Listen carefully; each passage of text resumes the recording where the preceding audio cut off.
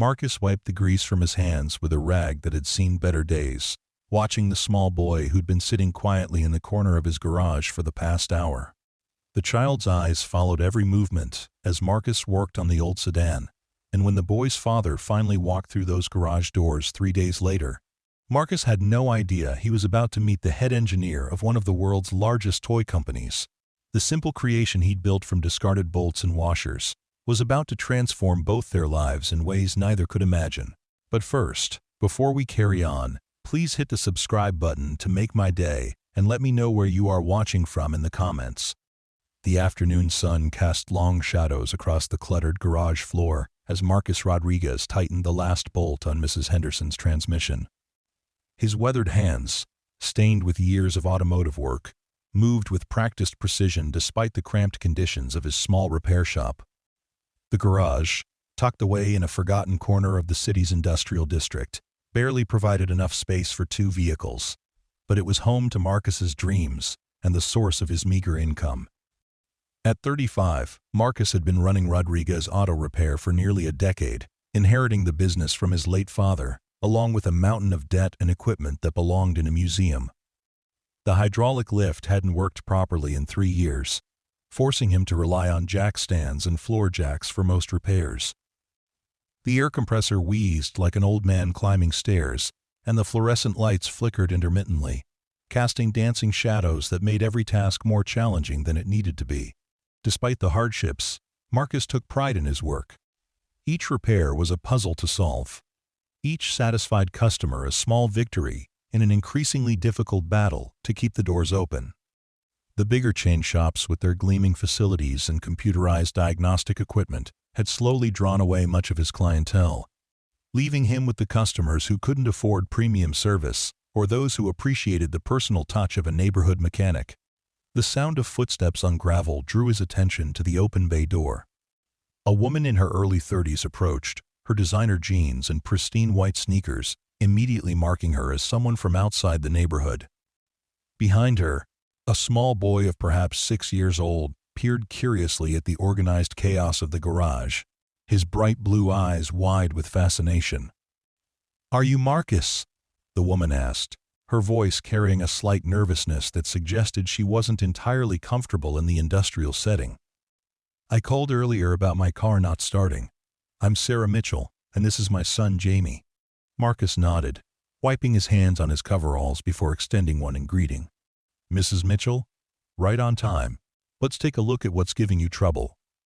He gestured toward a silver compact car parked at the curb, its hood already raised in anticipation of the diagnosis. As Marcus began his examination of the vehicle, Jamie wandered deeper into the garage, his small hands reaching out to touch various tools and components before quickly pulling back, as if afraid he might break something valuable. The boy's curiosity was infectious, and Marcus found himself explaining his actions as he worked, describing the function of each component he tested.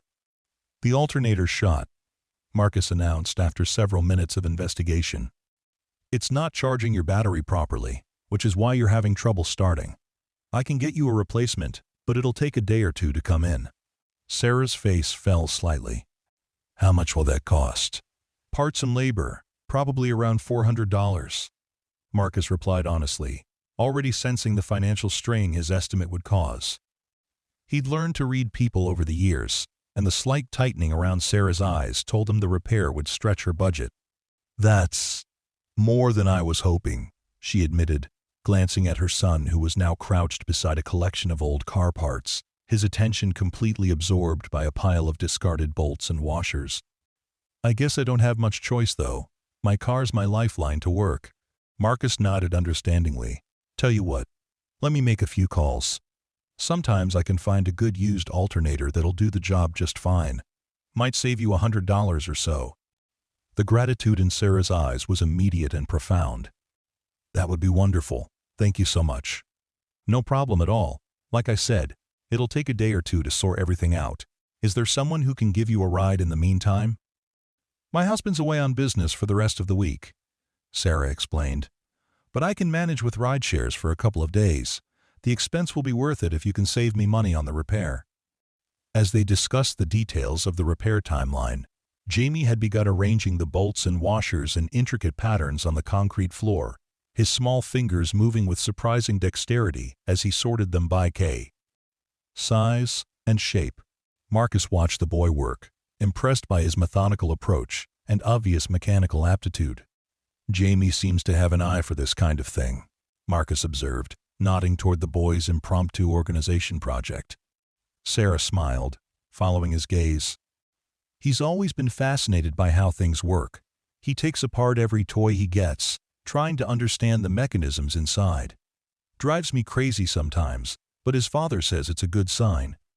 "What does his father do?" "He's an engineer," Sarah replied, then paused as if considering whether to elaborate.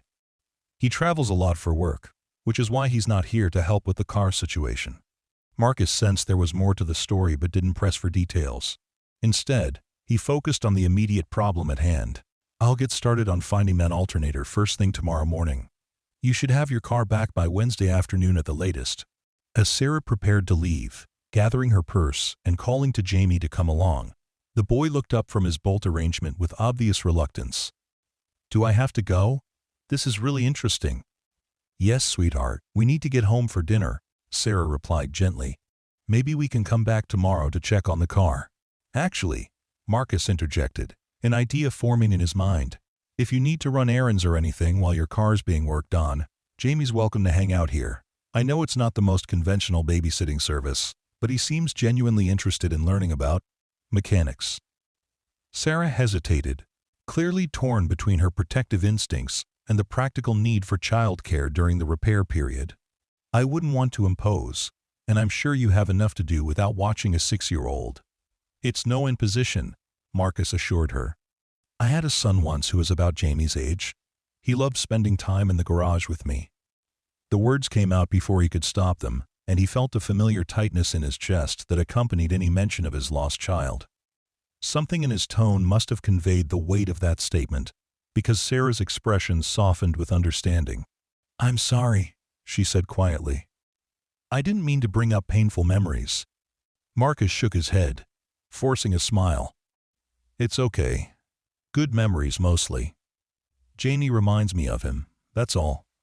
Same curiosity, same careful way of handling things." After a moment's consideration, Sarah nodded. "If you're sure it's no trouble, I do have a few appointments I need to keep this week. I could bring him by tomorrow afternoon if that works for you." "That works perfectly," Marcus replied, already looking forward to having the boy's company. The garage had been too quiet lately, filled only with the sounds of his own work and the occasional customer conversation. The next afternoon, Sarah arrived with Jamie at precisely 2 o'clock, along with a small backpack containing snacks and a few toys in case the boy grew bored. Marcus had spent the morning tracking down a suitable alternator and had managed to locate one at a salvage yard across town for significantly less than the price of a new unit. "Found you a good alternator," he told Sarah as she walked Jamie to the garage entrance. "It's from a 2018 model, only has 30,000 miles on it, should save you about $150. Sarah's relief was palpable. "That's amazing, thank you so much. I really can't tell you how much this helps." "My pleasure," Marcus replied. "Jamie and I will get along just fine while you take care of your business. I've got plenty of projects to keep us both busy." As Sarah's rideshare pulled away from the curb, Marcus turned his attention to his young companion. Jamie had already gravitated toward the workbench, his eyes scanning the array of tools with obvious fascination. "So, what would you like to learn about first?" Marcus asked, settling into his familiar role as teacher and mentor. "Everything," Jamie replied with the absolute certainty that only a child could muster. "How do you know which tool to use for which job? How do you figure out what's broken when a car won't start? How do you make things work better than they did before?" Marcus chuckled at the boy's enthusiasm. "Those are all excellent questions. Tell you what, let's start with the basics and work our way up. First rule of being a good mechanic is understanding your tools." For the next hour, Marcus guided Jamie through the fundamentals of automotive repair, explaining the purpose of each tool and demonstrating proper safety procedures. The boy absorbed every word with remarkable focus, asking intelligent questions that revealed a natural aptitude for mechanical concepts. The thing about fixing cars, Marcus explained as he showed Jamie how to properly hold a wrench, is that it's like solving a puzzle. You have to look at all the clues, test your theories, and sometimes try several different approaches before you find the right solution. Like detective work, Jamie observed, his small hands carefully gripping the wrench handle exactly as Marcus had demonstrated. Exactly like detective work, Marcus agreed, impressed by the boy's grasp of the analogy. And just like a detective, you need to pay attention to details that other people might miss. As the afternoon progressed, Marcus found himself genuinely enjoying the boy's company. Jamie's questions were thoughtful and his observations surprisingly astute for someone so young. When Marcus began working on Sarah's alternator replacement, Jamie positioned himself nearby, watching every movement with rapt attention. "Why do you check each connection twice?" Jamie asked as Marcus verified the electrical connections for the third time. "Because a loose connection can cause all sorts of problems down the road," Marcus explained. "It's better to spend an extra few minutes making sure everything's perfect than to have the customer come back with the same problem next week." "That makes sense," Jamie nodded solemnly. "My dad always says that doing something right the first time saves you from having to fix it later." "Your dad sounds like a smart man," Marcus replied, wondering again about the boy's father and his mysterious engineering work that required so much travel. As the afternoon wore on, Marcus noticed Jamie's attention occasionally drifting to the pile of discarded bolts and washers he'd been organizing the previous day. The boy had expanded his sorting system, creating elaborate patterns that seemed to follow some internal logic that Marcus couldn't quite decipher. "What are you building over there?" Marcus asked during a break in his work. Jamie looked up from his bolt arrangement, his face brightening with excitement. "I'm trying to figure out how to make something that moves. Like a car, but smaller. I think if I could connect these pieces the right way, I could make something that rolls." The statement sparked an idea in Marcus's mind. "You know what? I think you might be onto something. Want to see if we can actually build a toy car using some of these spare parts?" Jamie's eyes lit up with pure joy. "Really? We could actually make a car that works?" "We can certainly try," Marcus replied, already visualizing the possibilities. "Let's see what we can create with the materials we have available." The next 2 hours passed in a blur of creative problem-solving as Marcus and Jamie worked together to design and build a functional toy car from the salvaged bolts, washers, and other discarded components. Marcus found himself marveling at the boy's intuitive understanding of mechanical principles, watching as Jamie suggested modifications and improvements that demonstrated a sophisticated grasp of engineering concepts. "If we use these longer bolts as axles," Jamie suggested, holding up 2 identical pieces, "and these round washers as wheels, we could make it roll really smoothly." "That's brilliant thinking," Marcus replied, genuinely impressed. "But how do we attach the wheels so they can spin freely without falling off?" Jamie considered the question seriously, his small brow furrowed in concentration. "What if we use these smaller washers as spacers, and then put nuts on the ends to hold everything in place?" "Perfect solution," Marcus agreed, reaching for his tool collection. "You're thinking like a real engineer." As they worked, Marcus found himself sharing stories about his own childhood fascination with mechanical devices, describing the first time his father had allowed him to help with a real car repair. The memories brought both joy and sadness, reminding him of dreams that had been interrupted by life's harsh realities. "My dad taught me that every machine has a soul," Marcus explained as they fine-tuned the toy car's wheel alignment. "He said that if you listen carefully, a machine will tell you what it needs to work properly." "What does your dad do now?" Jamie asked innocently, not realizing the pain his question would cause. Marcus paused in his work, his hands stilling on the small creation they'd been building together. "He passed away about 10 years ago," he said, quietly. "Cancer. He left me this garage and everything in it, along with all the knowledge he'd shared with me over the years." "I'm sorry," Jamie said, with the simple sincerity that children possessed. "He sounds like he was a really good teacher." "He was," Marcus agreed, feeling the familiar ache of loss mixed with gratitude for the time they'd had together. "He would have loved meeting you, Jamie. He always said the best mechanics are the ones who ask questions and aren't afraid to try new things." The toy car was beginning to take shape. its simple design elegant in its functionality. The longer bolts served as axles, passing through holes that Marcus had carefully drilled in a small piece of scrap wood that would serve as the chassis. The washers, polished to a dull shine, functioned as wheels, while smaller washers and nuts provided the necessary spacing and security to ensure smooth operation. "It's starting to look like a real car," Jamie observed with satisfaction, running his finger along the smooth lines of their creation. "It's better than a real car," Marcus replied. "This one was built with imagination and creativity, not just following someone else's plans." As they put the finishing touches on their project, Marcus couldn't help but feel a sense of accomplishment that went far beyond the simple pleasure of completing a task.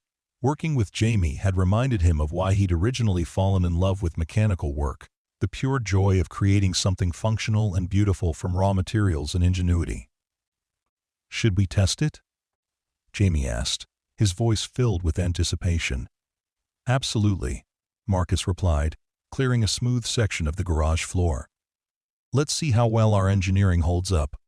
They positioned the toy car at one end of the cleared space, and Marcus gave it a gentle push. The little vehicle rolled smoothly across the concrete, its makeshift wheels turning with surprising efficiency. It traveled nearly 10 feet before coming to a natural stop, and Jamie clapped his hands in delight at their success. "It works perfectly!" he exclaimed, running to retrieve the car for another test run. "Can I take it home to show my mom?" "Of course," Marcus replied, warmth spreading through his chest at the boy's enthusiasm. "It's yours, Jamie. You helped design it, you helped build it, and you had the original idea. I was just the tool provider." "Thank you so much," Jamie said, carefully cradling the toy car in his small hands. "This is the best thing I've ever made." "Me too," Marcus admitted, surprised by how true that statement felt. "We make a good team." The sound of a car door closing outside announced Sarah's return, and Jamie rushed to greet his mother with his new treasure. Marcus watched from the garage entrance as the boy excitedly explained every detail of their construction process, his words tumbling over each other in his eagerness to share the experience. "We used bolts for axles and washers for wheels, and Marcus showed me how to make sure everything was balanced so it would roll straight," Jamie explained, demonstrating the car's capabilities on the sidewalk. "Look how smooth it moves." Sarah examined the creation with obvious amazement, her eyes moving from the carefully crafted toy to Marcus's face.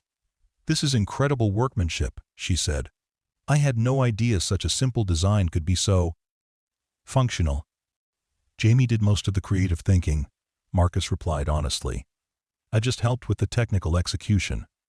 He's got real talent for this kind of work." "His father will be so impressed," Sarah said, watching as Jamie continued to roll the car back and forth. "He's always trying to encourage Jamie's interest in engineering and building things." "When does he get back from his business trip?" Marcus asked, curious about the man who had apparently passed on such strong analytical skills to his son. "Thursday evening," Sarah replied. "He's been gone for almost 2 weeks this time.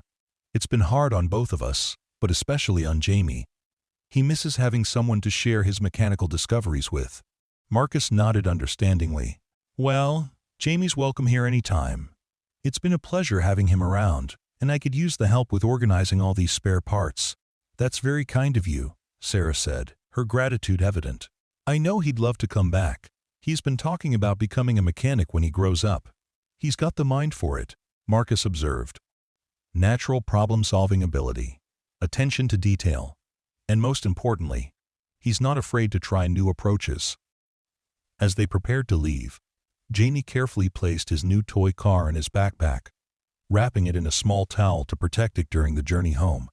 His face glowed with pride and accomplishment, and Marcus felt a corresponding warmth at having played a part in creating that joy. "I'll see you tomorrow?"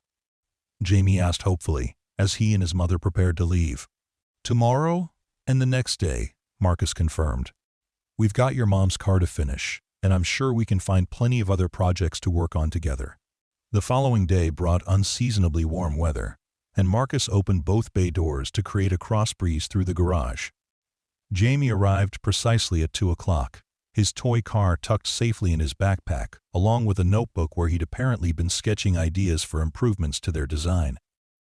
"I've been thinking about our car," Jamie announced as soon as he entered the garage. "What if we made it so it could carry things, like a real truck?"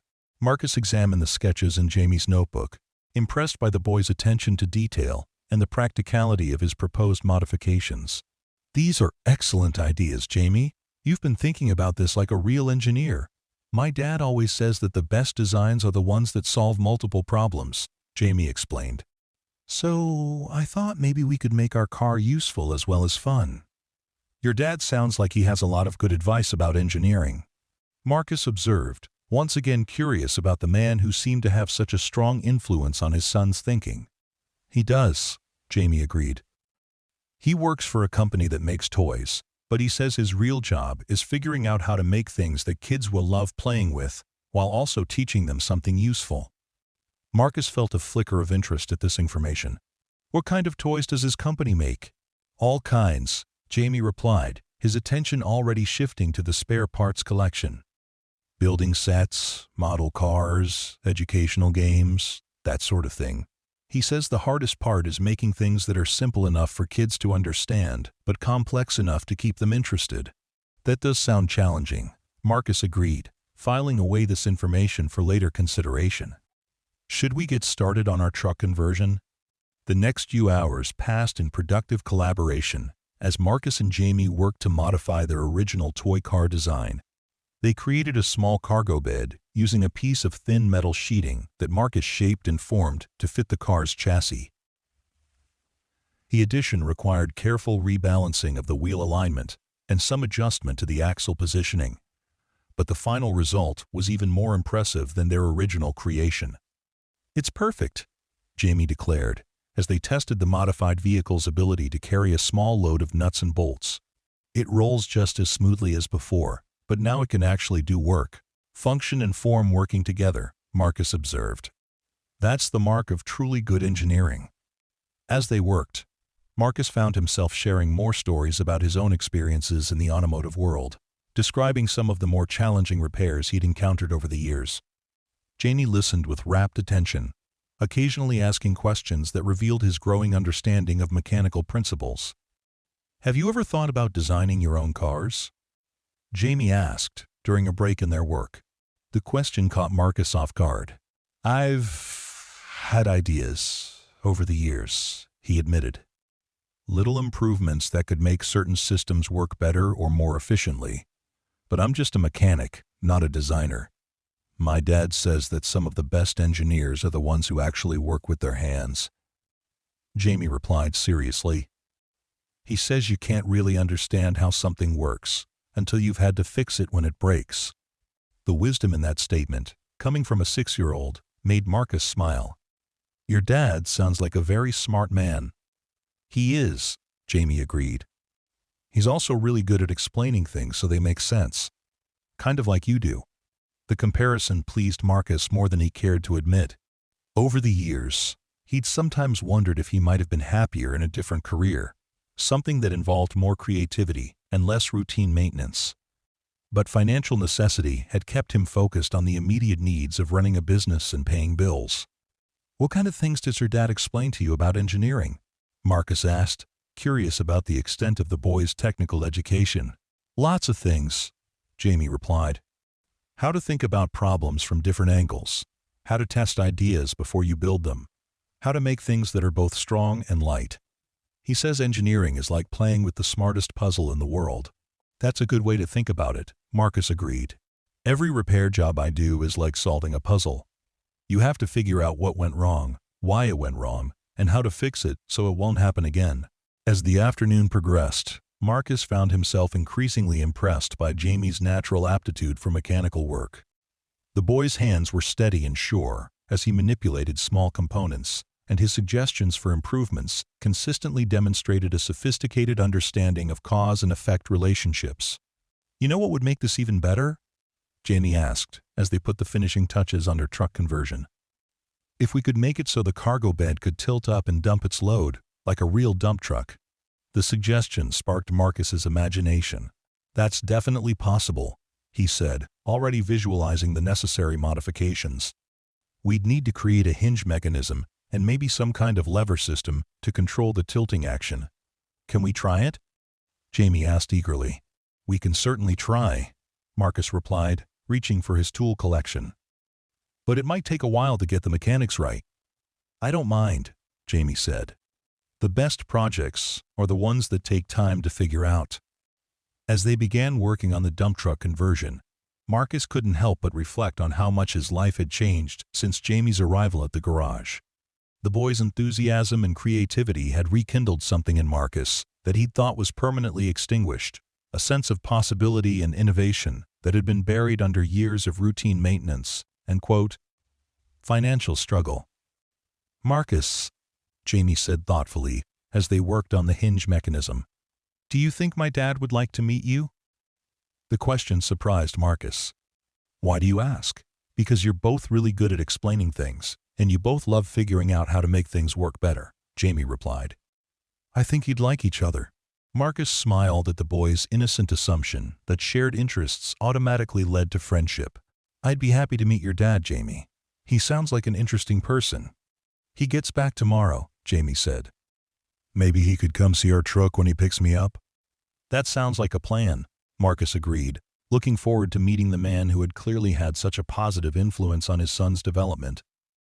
The next morning brought an unexpected phone call that would change the trajectory of the entire story. Marcus was in the middle of finishing Sarah's alternator installation when his phone rang, the caller ID showing an unfamiliar number. Rodriguez Auto Repair. He answered, tucking the phone between his ear and shoulder as he continued working. Mr. Rodriguez? This is David Chen from Innovative Toys Corporation. I understand you've been working on some interesting projects with a young boy named Jamie Mitchell. Marcus paused in his work, surprised by the call. Yes, that's right. Jamie's mother's car is here for repair, and he's been helping me with some small projects. May I ask how you got my number? Sarah Mitchell is my wife, David explained. She told me about the incredible toy car you and Jamie built together. I was hoping I might be able to stop by your garage today to see it for myself. The pieces suddenly fell into place in Marcus's mind. You're Jamie's father, the engineer who works in the toy industry. That's right, David confirmed. I just got back from a business trip, and Jamie spent the entire evening showing me every detail of the car you built together. I have to say, I'm impressed by both the design and the execution. Jamie did most of the creative thinking, Marcus replied honestly.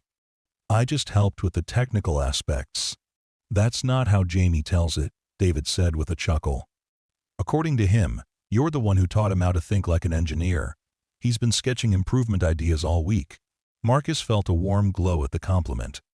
He's a remarkable boy. Natural talent for mechanical work, and he's not afraid to try new approaches. I'd very much like to meet you, David said. Would it be possible for me to stop by your garage this afternoon? I have some ideas I'd like to discuss with you. Of course, Marcus replied, curious about what those ideas might involve. I'll be here until 6 o'clock. Excellent. I'll see you around 4, if that works for you. As Marcus hung up the phone, he found himself wondering what Jamie's father wanted to discuss. The formal tone of the conversation suggested something more than casual interest in his son's activities, but Marcus couldn't imagine what that might be. Sarah arrived at her usual time to collect Jamie, and Marcus was pleased to report that her car was running perfectly with its replacement alternator. The repair had cost exactly what he'd estimated, and Sarah's relief at having her transportation restored was evident. David called you, didn't he? Sarah asked, as Marcus completed the paperwork for the repair. This morning, Marcus confirmed. He wants to stop by this afternoon to see the toy car Jamie and I built. He's very excited about it, Sarah said. He's been in the toy industry for 15 years, and he says he's rarely seen such elegant simplicity in a design. It's really just bolts and washers, Marcus replied modestly. Nothing too complex. That's what makes it so impressive, Sarah explained. David always says that the best toy designs are the ones that look simple but work perfectly. As Sarah and Jamie prepared to leave, the boy carefully retrieved his toy car from his backpack, showing his mother the latest modifications they'd made to the dump truck mechanism. Look how smooth the tilting action is. Jamie demonstrated, operating the small lever that controlled the cargo bed. Marcus figured out how to make it work with just one moving part. That's incredible craftsmanship, Sarah observed, examining the precision of the mechanical linkages. David is going to be fascinated by the engineering principles you've applied here. We had a lot of fun figuring it out, Marcus admitted. Janie's got excellent instincts for this kind of work. I can't wait to show Dad all the improvements we made, Jamie said excitedly. Do you think he'll want to build something with us too? I think that's very likely, Marcus replied, looking forward to the afternoon meeting with growing anticipation. David Chen arrived at the garage at precisely 4 o'clock, driving a sleek sedan that looked distinctly out of place in the industrial neighborhood. Marcus's first impression was of a man who combined professional polish with genuine warmth, someone who was equally comfortable in a boardroom or a workshop. Mr. Rodriguez, thank you for making time to see me, David said, extending his hand in greeting. Undated Chen, Jamie's father. Marcus Rodriguez, Marcus replied, shaking the offered hand. It's a pleasure to meet you. Jamie's told me a lot about you. And he's told me a great deal about you, David replied with a smile. I understand you've been an excellent teacher and mentor during his time here. Jamie's a natural student, Marcus said modestly. He makes teaching easy. I'd love to see this famous toy car that has captured his imagination so completely, David said, his eyes scanning the garage with obvious interest. Marcus led David to the workbench, where Jamie's creation sat in a place of honor, its polished metal components gleaming under the fluorescent lights. David examined the toy car with the practiced eye of a professional, his fingers tracing the mechanical linkages and testing the smoothness of the moving parts. This is remarkable work, David said, after several minutes of careful inspection. The engineering principles are sound, the construction is precise, and the functionality is exactly what you'd want in a quality toy. It was Jamie's idea, Marcus said, pleased by the professional assessment. I just helped with the technical execution. The technical execution is what makes the difference between a good idea and a great product, David replied. Anyone can have creative thoughts, but it takes real skill to translate those thoughts into something that actually works. David continued his examination, paying particular attention to the dump truck mechanism that he and Jamie had developed. This tilting action is particularly clever, he observed. Single-point actuation, smooth operation, and it automatically returns to the closed position. That's sophisticated engineering. Jamie suggested the concept, Marcus explained. He wanted to make it more like a real work truck. The market research department at my company spends millions of dollars trying to understand what kids want in their toys, David said with a chuckle. Jamie figured it out intuitively. What kind of work do you do in the toy industry? Marcus asked, genuinely curious about David's professional background. I'm the head of product development for Innovative Toys Corporation, David replied. We're one of the largest toy manufacturers in the world, specializing in educational and construction-based playsets. Marcus felt a flutter of nervousness at this revelation. He'd assumed David worked for a toy company, but hadn't realized the scope of his professional responsibilities. I imagine you see a lot of different design concepts in your work, Marcus said, trying to keep his tone casual. I do, David agreed. And I can honestly say that this little car incorporates several principles that we spend considerable time and resources trying to achieve in our commercial products. Such as simplicity without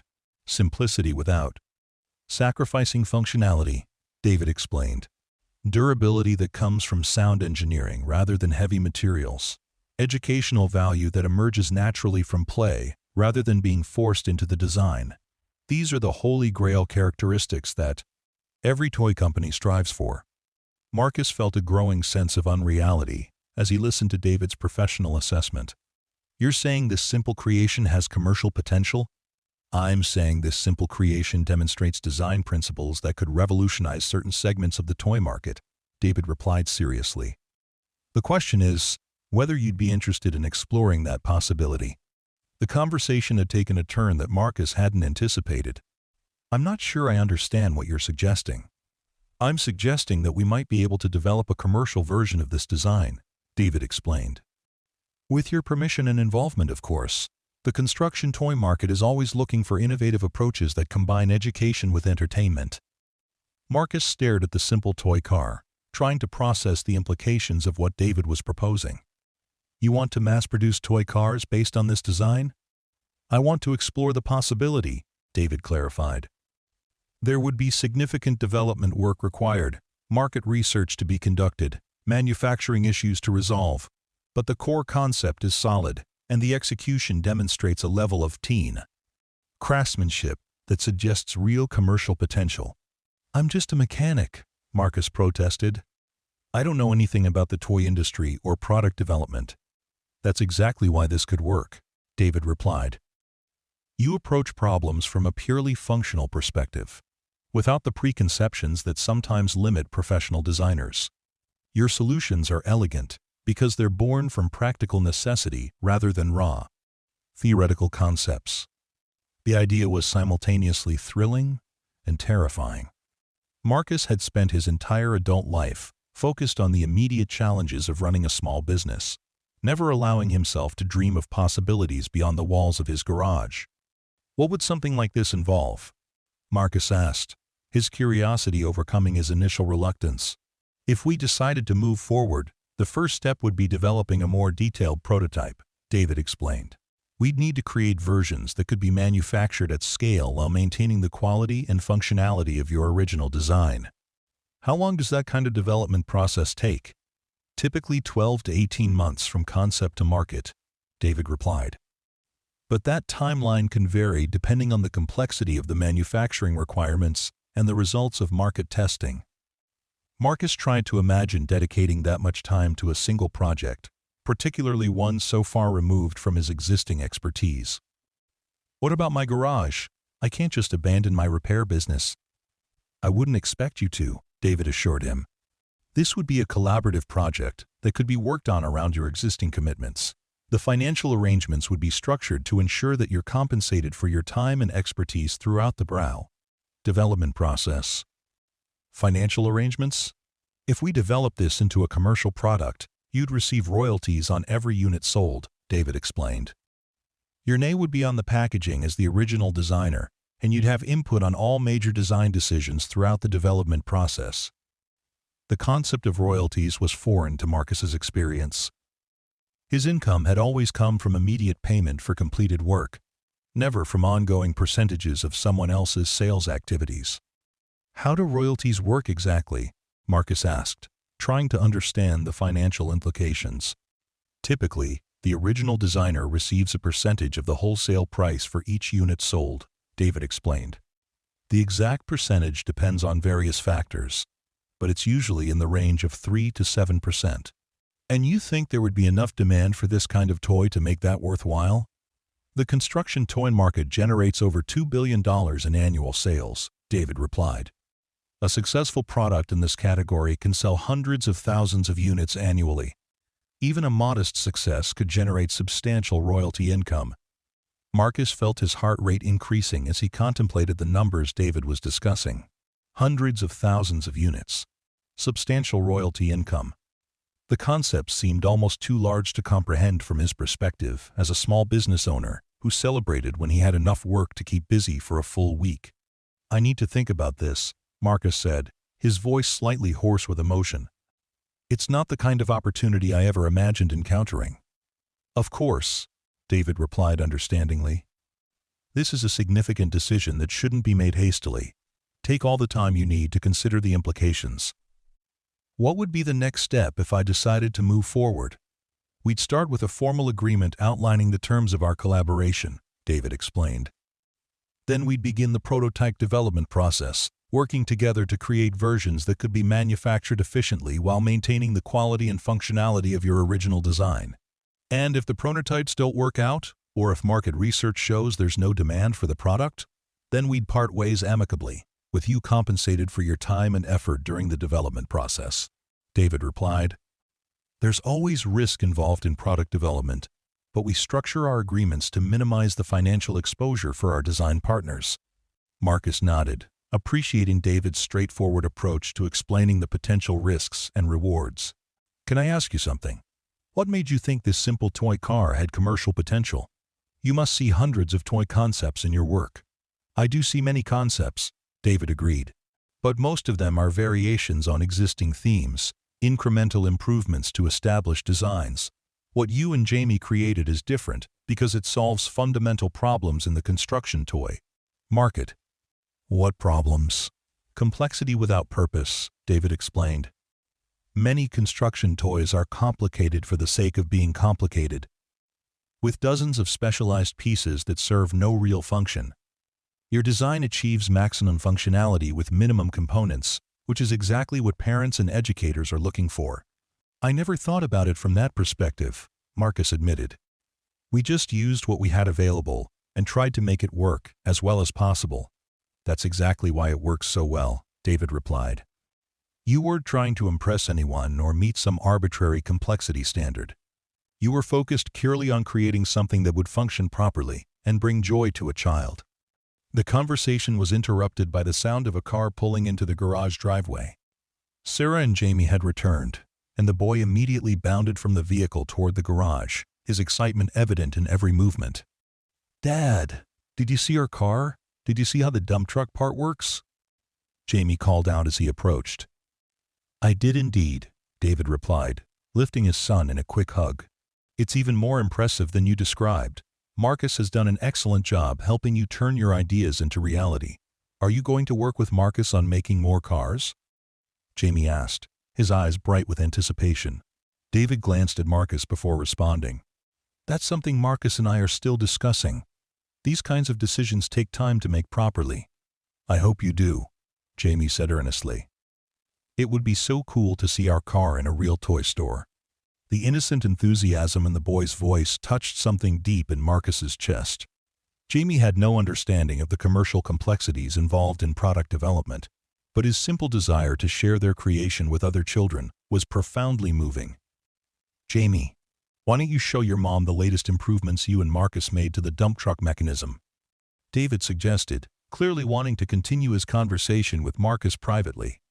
As Jamie eagerly demonstrated the toy's features to his mother, David turned back to Marcus with a more serious expression.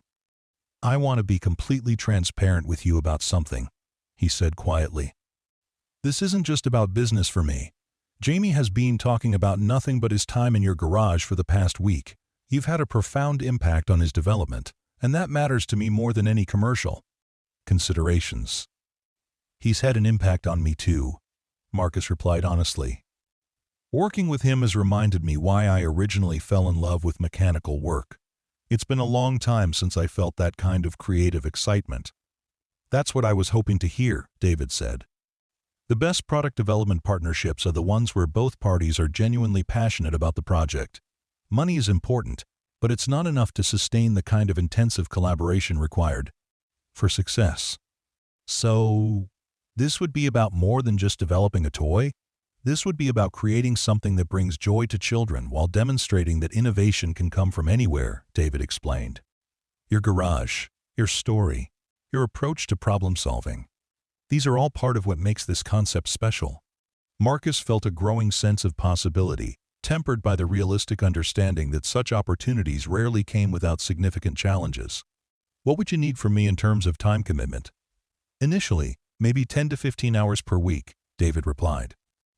More during intensive development phases, less during periods when we're waiting for manufacturing samples or market research results. And this would all be in addition to my regular repair work? Absolutely. We'd schedule our collaboration around your existing commitments. I understand that your garage is your primary source of income, and I wouldn't want to jeopardize that stability. The consideration David was showing for his practical circumstances impressed Marcus. Too many people in professional settings seem to assume that everyone had the luxury of putting aside their immediate responsibilities to pursue long-term opportunities. I have one more question, Marcus said. Why me? With all the professional designers and engineers available to your company, why partner with a small-town mechanic? Because you're not trying to impress anyone, David replied simply. Your solutions are born from genuine necessity and refined through practical experience. That authenticity is rare in the toy industry, and it's exactly what's needed to create products that truly serve children's and developmental needs. The conversation was interrupted by Jamie's excited voice, calling from across the garage. "Marcus! Dad! Come look at this!"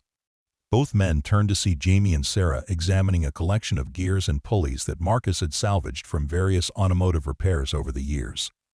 The boy had arranged them in an elaborate configuration that appeared to demonstrate some kind of mechanical principle. "What have you discovered there?" David asked, approaching with obvious interest. "I think I figured out how to make a toy that teaches kids about how gears work," Jamie explained enthusiastically. "If you connect them like this, you can show how turning one gear makes all the others turn in different directions." Marcus and David exchanged glances, both recognizing the educational potential of Jamie's improvised gear train demonstration. "That's brilliant thinking, Jamie," David said, examining the arrangement more closely. "Gear ratios and mechanical advantage are fundamental engineering concepts that most children don't encounter until much later in their education. Marcus showed me how the gears in car transmissions work," Jamie explained. "I thought maybe other kids would think it was as cool as I do." "I think you're absolutely right," David replied, his excitement growing as he studied the gear arrangement. This could be the foundation for an entire educational toy line. Marcus watched the interaction between father and son with growing appreciation for the family dynamics at play. David's genuine enthusiasm for his son's discoveries created an environment where creativity and learning flourished naturally. "You know what?" Marcus said, coming to a decision that surprised him with its suddenness. "I'd like to explore this opportunity further. Not just for the potential financial benefits, but because I think we might be able to create something really special." David's face lit up with satisfaction. "I was hoping you'd say that. I think this could be the beginning of something remarkable." "What happens next?" Marcus asked, still somewhat amazed by the turn his life had taken. "Next, we schedule a meeting with my development team to discuss the technical requirements for commercial production," David explained. "We'll need to create detailed specifications for manufacturing, conduct market research to validate demand, and develop a timeline for bringing the product to market. How long before we know if this is actually going to work?" "The initial feasibility study should take about 6 weeks," David replied. "If the results are positive, we'll move into the prototype development phase, which typically takes another 3 to 4 months. Marcus nodded, trying to process the timeline and its implications for his daily routine. "I have to admit, I'm both excited and terrified by this opportunity." "That's exactly the right combination of emotions," David said with a smile. "The best innovations always involve some degree of risk, but the potential rewards make it worthwhile." As the afternoon drew to a close, the four of them spent time discussing the practical details of moving forward with the project. David explained the legal processes involved in protecting intellectual property, the importance of maintaining confidentiality during development, and the various stages of market testing that would determine the ultimate success of their collaboration. "One thing I want to make clear," David said as they prepared to leave. "This partnership is about more than just business. Jamie has found a mentor in you, and I hope that relationship will continue regardless of how our commercial collaboration develops." "I hope so too," Marcus replied, looking at Jamie with genuine affection. "He's taught me as much as I've taught him." "Can I still come help you with car repairs?" Jamie asked hopefully. "You're always welcome here," Marcus assured him. "In fact, I could use your help organizing all these spare parts into something more systematic." "That would be awesome," Jamie replied, his enthusiasm undimmed by the prospect of mundane organizational work. As the Mitchell family prepared to leave, Marcus felt a profound sense of gratitude for the unexpected turn his life had taken. A simple act of kindness toward a curious child and opened doors he never could have imagined, creating possibilities that extended far beyond the confines of his small garage. "I'll call you early next week to schedule our first development meeting," David said, shaking Marcus's hand once more.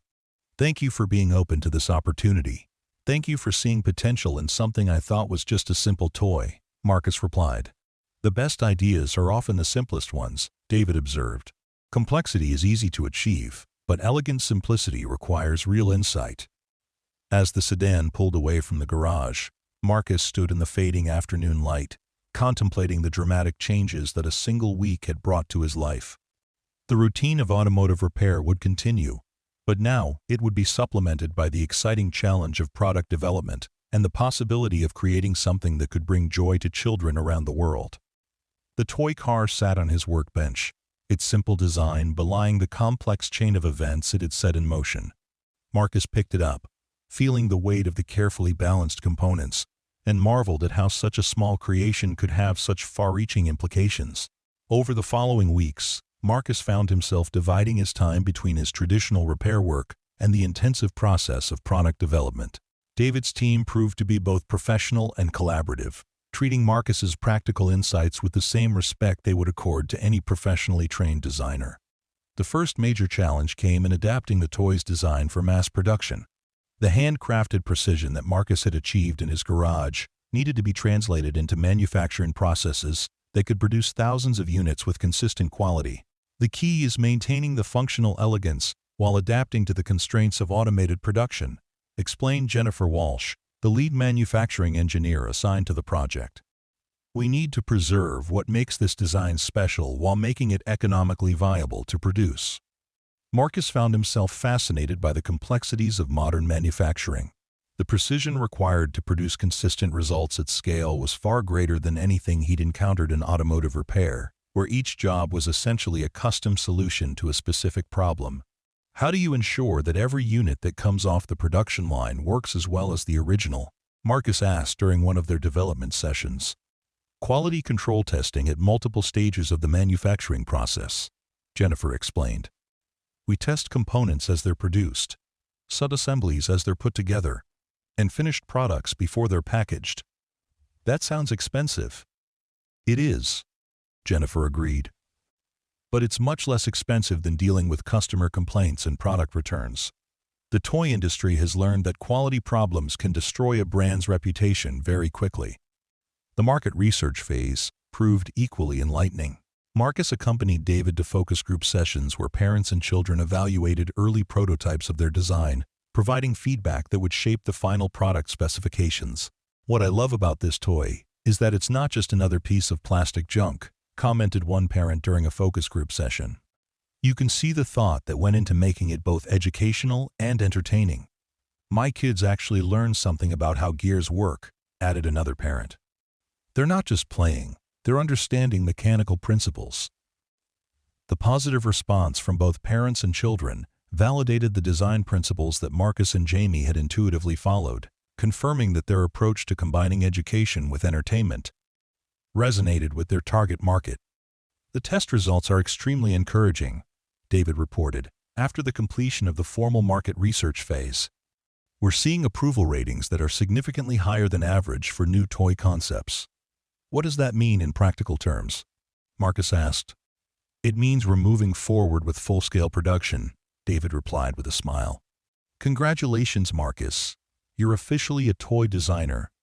The months that followed were a whirlwind of activity as the design moved from concept to commercial reality.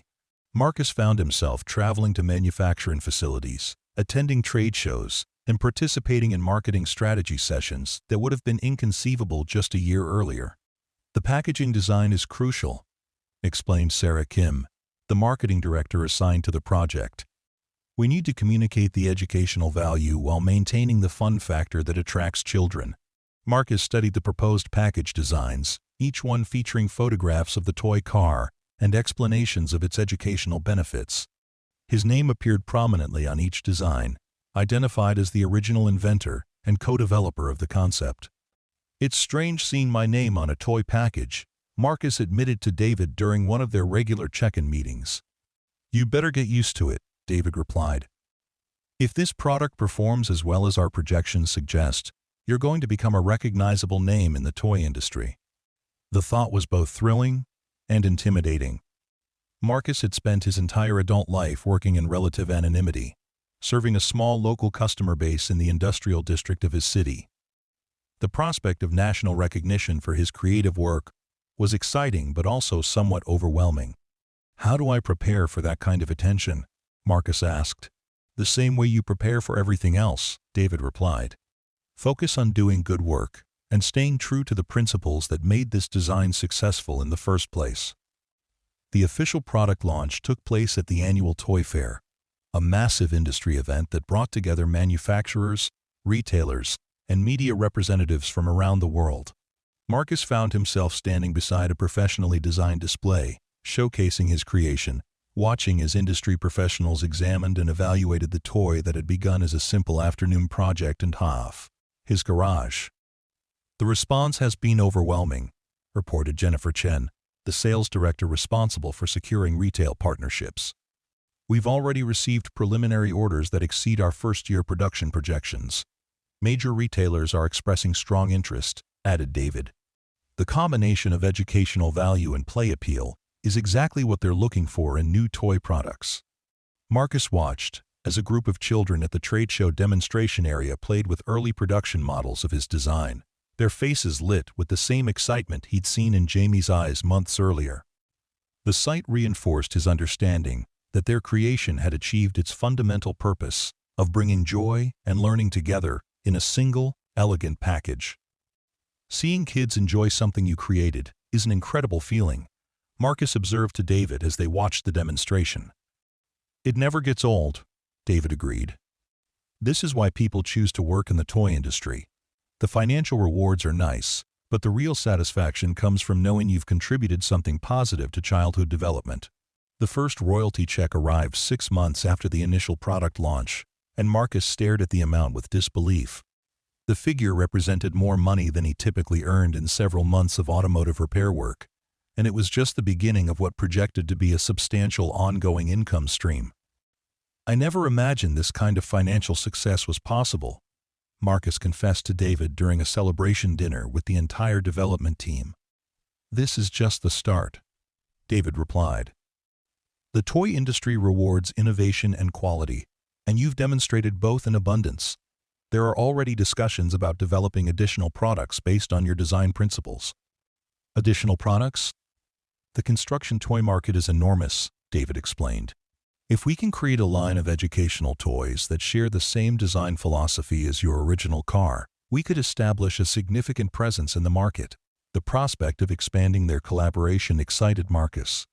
The product development process had proven to be intellectually stimulating in ways that his routine repair work had never been, challenging him to think creatively about problems that had no established solutions. "What would that involve?" Marcus asked. "More of the same collaborative process we've been following," David replied. "Identifying educational opportunities, developing simple and elegant solutions, and translating those solutions into products that can be manufactured at scale." "And Jamie would continue to be involved?" "Jamie would be our chief consultant on what kids actually want," David said with a smile. His insights have been invaluable throughout this process.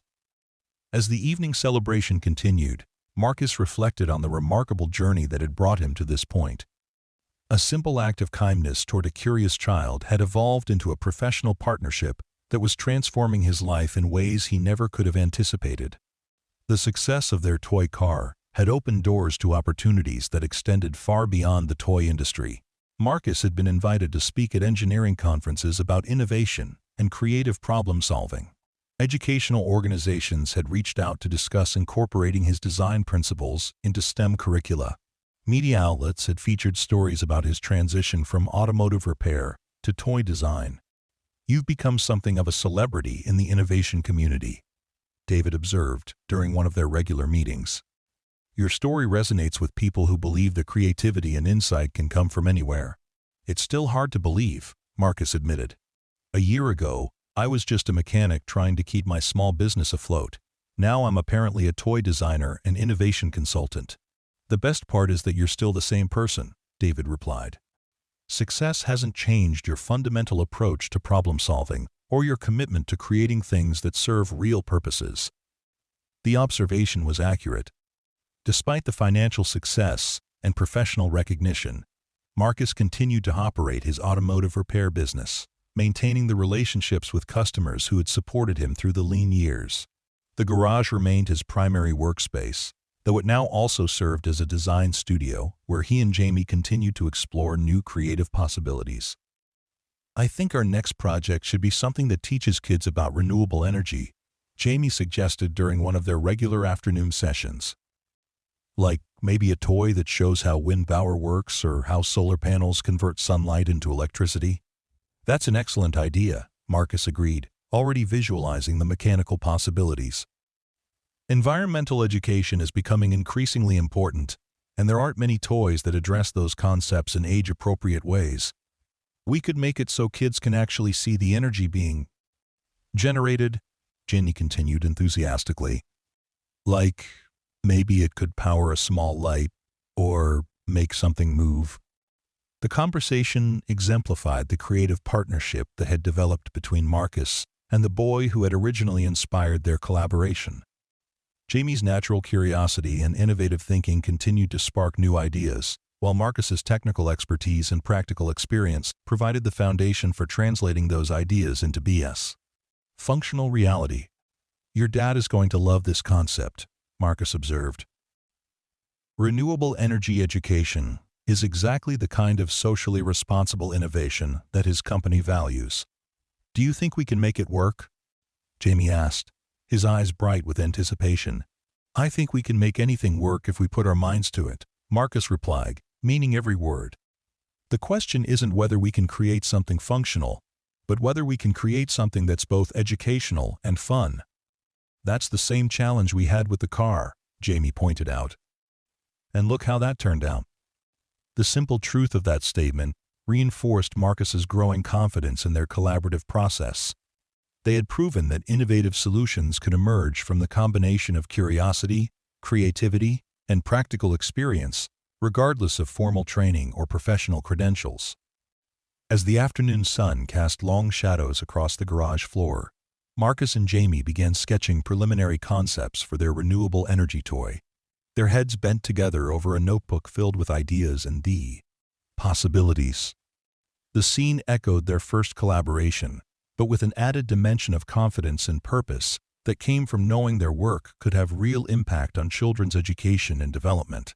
The toy car sat on the workbench nearby, its simple design a constant reminder of how far they'd come and how much further they could go. What had begun as a spontaneous gesture of kindness had evolved into a partnership that was transforming not just Marcus's life, but potentially the lives of countless children who would benefit from their educational innovations. In the quiet moments between bursts of creative activity, Marcus often reflected on the chain of events that had brought him to this point. A broken alternator had led to a meaningful friendship, which had led to a simple toy, which had led to a business partnership that was reshaping his understanding of what was possible in life. The journey from automotive repair to toy design had taught him that innovation didn't require advanced degrees or corporate resources, but rather the willingness to approach problems with fresh eyes and the persistence to refine solutions until they achieved their intended purpose. The most important lesson, however, was that the best creative work emerged from genuine care for the people who would ultimately benefit from the results. As Marcus and Jamie continued their work on the renewable energy toy concept, the future stretched before them filled with possibilities that seemed limited only by their imagination and their commitment to creating things that mattered. The poor mechanic who had once worried about paying his bills had become a successful toy designer, but more importantly, he had become a mentor, a creative partner, and a living example of how unexpected opportunities could transform lives in the most remarkable ways. The story of the toy car would continue to unfold as new products were developed and new educational challenges were addressed, but its fundamental message had already been established.